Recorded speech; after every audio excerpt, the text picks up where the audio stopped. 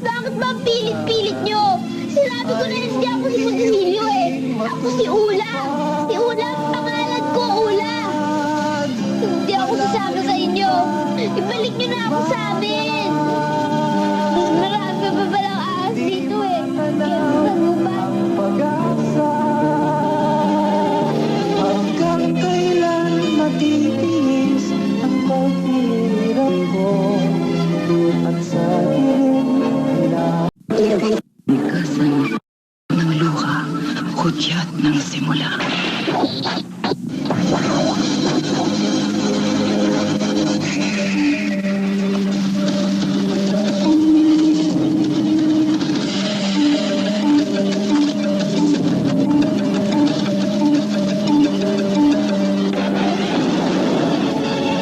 Hubad ako ng pinanganak. Pero ang mamatay na napahubad pa rin. Ay hindi ako papayag.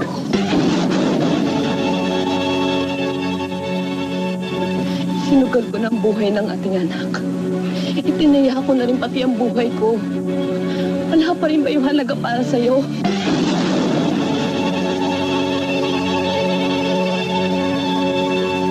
Dalawang ibon sa isang puto.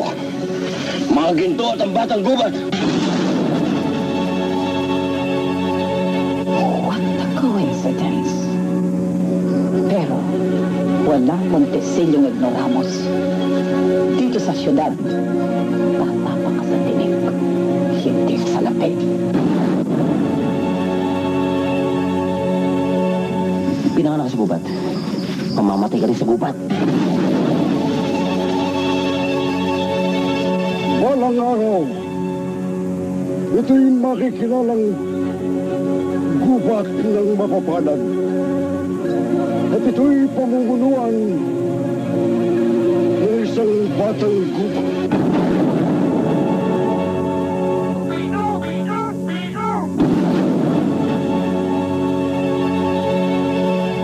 Pinaghirapan ng mga ninuno ko ang kayamanan ng mga Montesilio.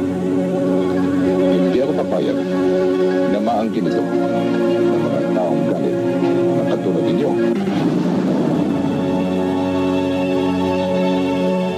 Bakit ba ang pilit-pilit nyo? Sinabi ko na hindi ako si Montesilio eh. Ako si Ula. Si Ula ang pangalan ko, Ula.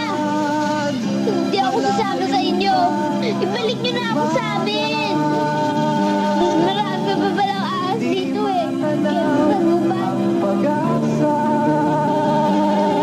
Hanggang kailan matitiis ang paghihirap ko at sa dilim hinahanap ang pag-asa na walang landas.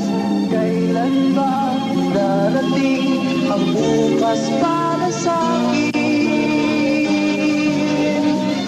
Malayo pa ang umaga, di matanaw ang pag-asa. Hanggang kailan matitiis ang paghihirap ko at sa dilim hinahanap ang pag-asa na walang landas. Kailan ba darating ang bukas para sa akin?